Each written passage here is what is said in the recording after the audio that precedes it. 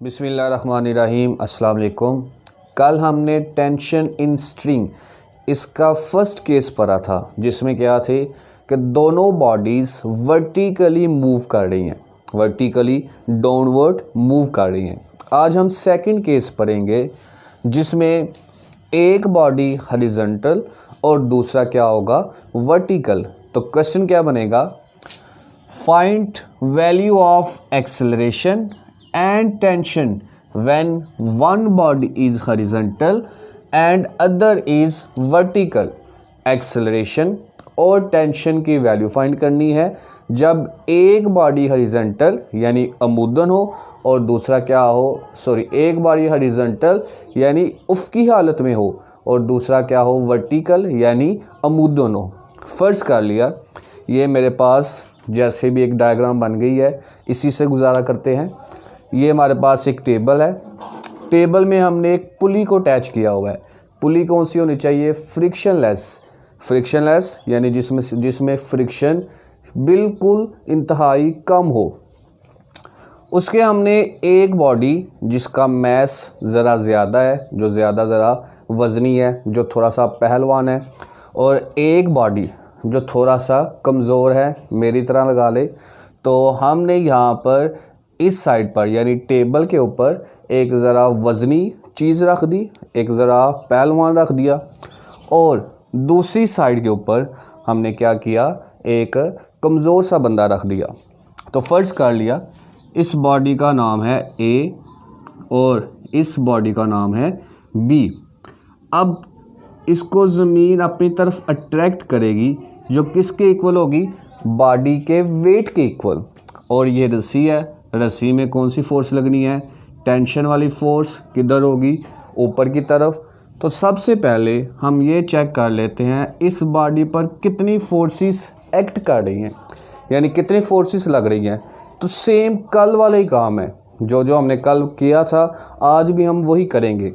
जैसे लिखेंगे net force acting on body A, net force acting on body A, जिस्म A पर अमल करने वाली नेट फोर्स। तो बॉडी ए पर दो फोर्सेस एक्ट कर रही हैं, एक बॉडी का वेट नीचे की तरफ और एक बॉडी में टेंशन फोर्स ऊपर की तरफ। चूँकि ज़मीन की फोर्स भी नीचे की तरफ होती है, इस सूरत में बॉडी भी वर्टिकली डाउनवर्ड हमने हैंग किया हुआ है, लटकाया हुआ है।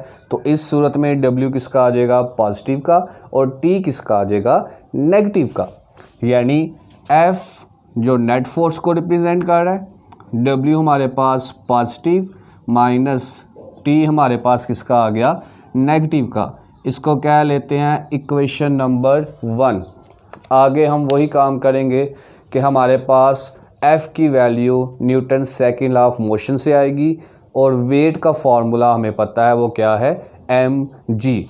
चूँकि हमने यहाँ पर इस बॉडी को नाम दिया हुआ है A, इसका मतलब है इसका मैस जो होगा वो होगा m1, और इस बॉडी को हमने नाम दिया हुआ है B, तो इसका मैस क्या होगा, m2। तो F की वैल्यू जी according to Newton's second law of motion, Newton के मोशन के दूसरे कानून के मुताबिक, according to Newton's second law of motion.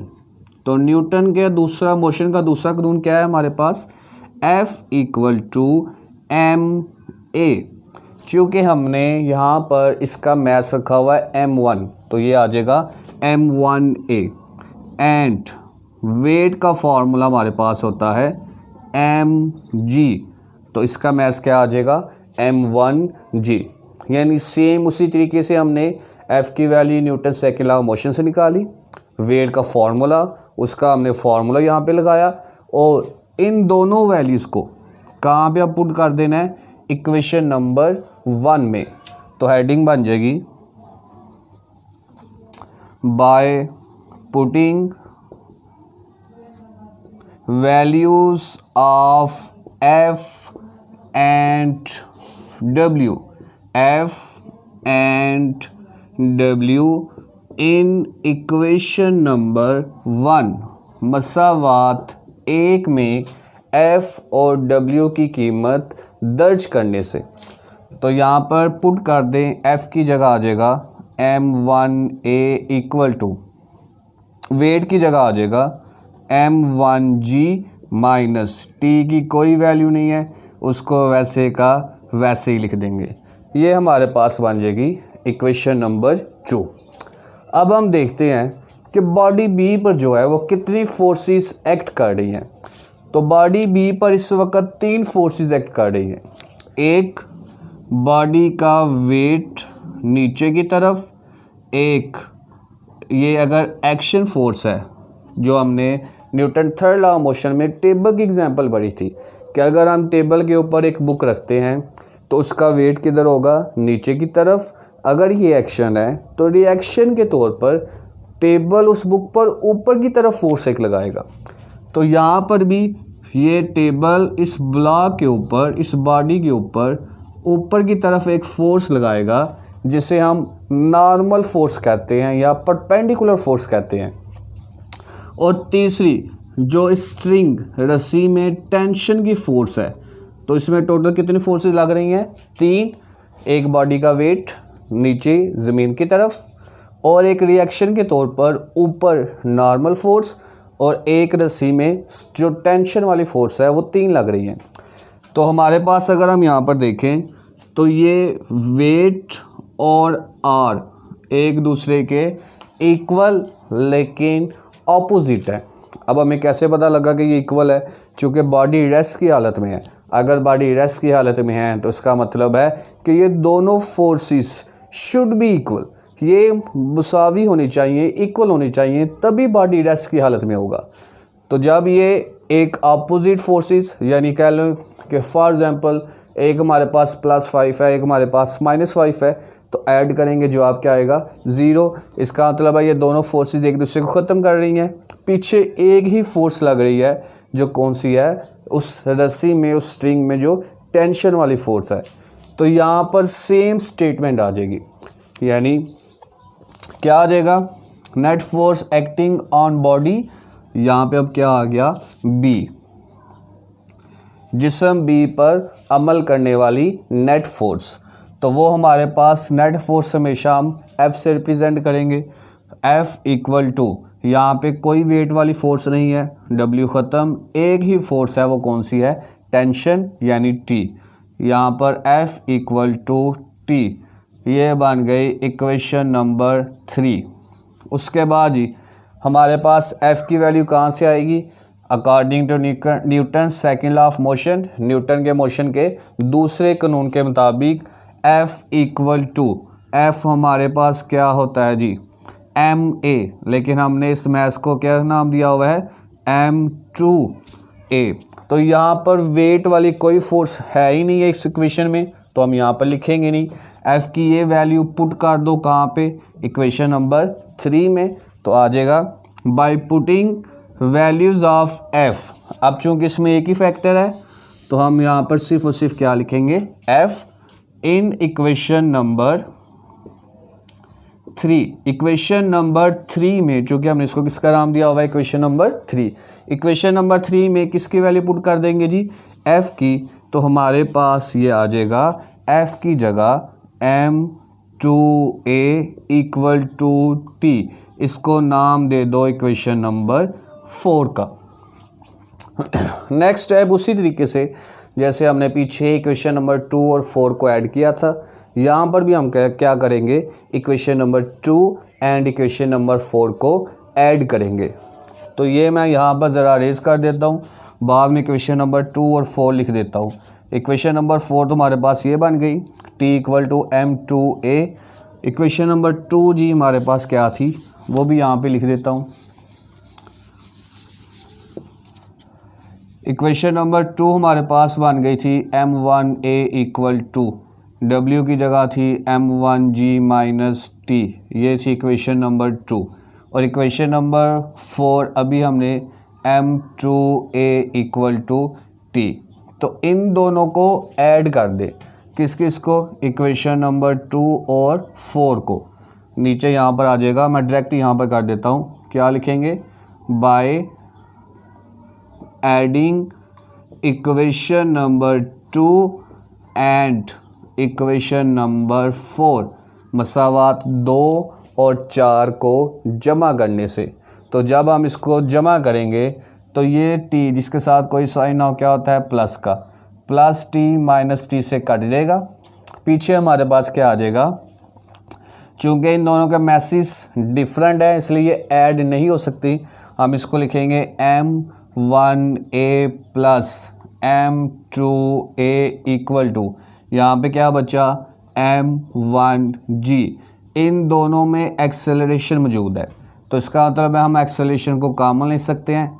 तो पीछे बच जाएगा, जिस चीज़ को कॉमन लेंगे वो चीज़ ख़त्म हो जाएगी, यानी यहाँ से भी a ख़त्म, पीछे क्या रह गया, m1, यहाँ से भी a ख़त्म, पीछे क्या रह गया, m2, और ये m1g वैसे का वैसे ही। हमने a की वैल्यू फाइंड करनी है, m1 प्लस m2 इधर मल्टीप्लाई हो रहा है, इधर आकर क्या हो जाएगा, डिवाइड, तो ये आ जाएगा m1 over m1 plus m2g। ये हमारे पास किसकी वैल्यू आ गई, a की। अब हमने वैल्यू फाइंड करनी है टेंशन की। तो a की ये वैल्यू जिस मर्जी इक्वेशन में पुट कर दो, इक्वेशन नंबर 2 में पुट कर दो, इक्वेशन नंबर 4 में पुट कर दो, तो हमारे पास किसकी वैल्यू आ जाएगी, t की। तो मैं इसको पुट करता हूँ इक्वेशन नंबर 4 में, बाय पुटिंग वैल्यू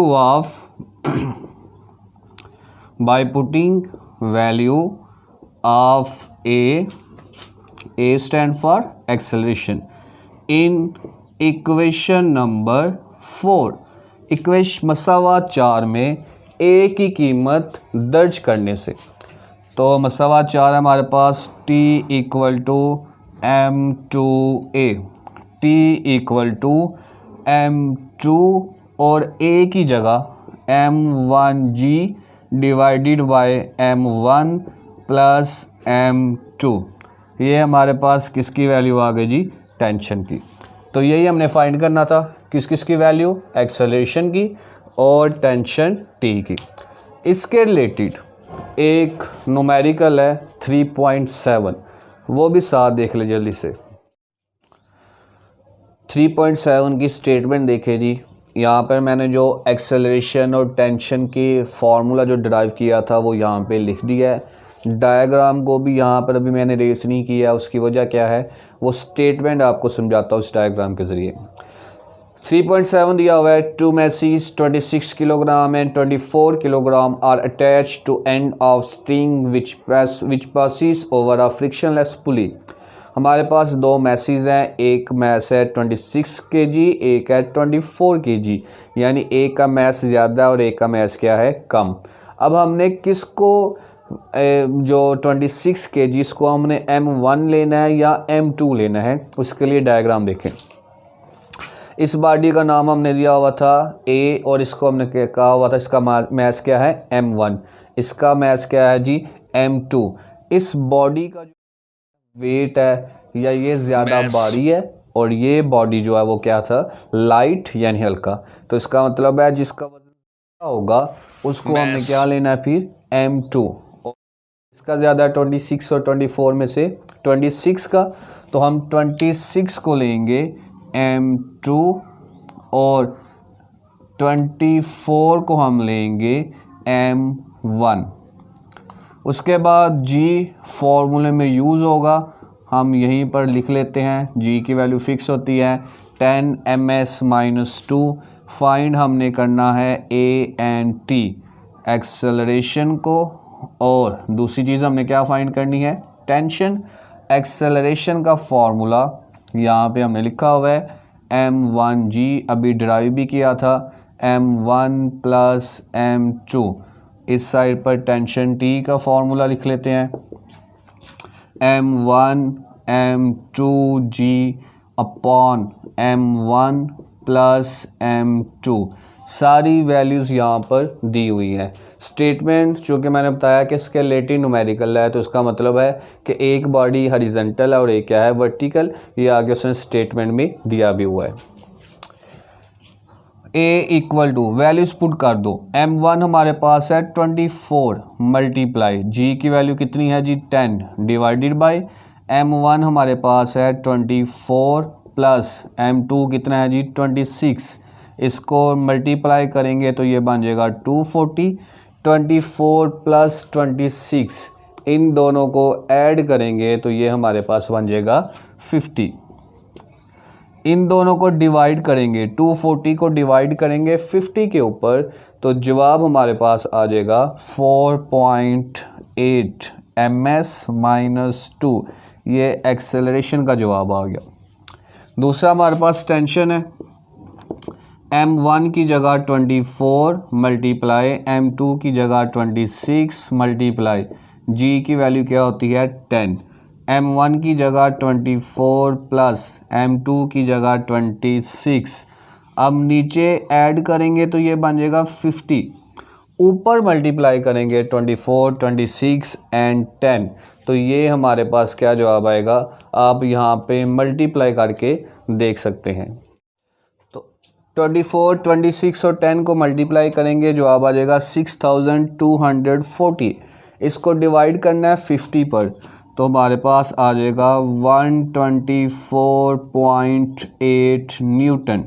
अब चूंकि ये 5 से बड़ा है, 124 में 1 ऐड कर देंगे तो ये आ जाएगा 125 न्यूटन। यानी हमने इसको क्या कर दिया, राउंड ऑफ कर दिया। राउंड ऑफ करने के लिए आपको पहले भी बताया था, अगर आखिरी डिजिट 5 से बड़ा हो तो पीछे एक ऐड कर देते हैं। तो आखिरी डिजिट क्या है 8, 5 से बड़ा है, 124 में 1 ऐड कर दिया, क्या बन गया 125। बाकी इंशाल्लाह कल सही।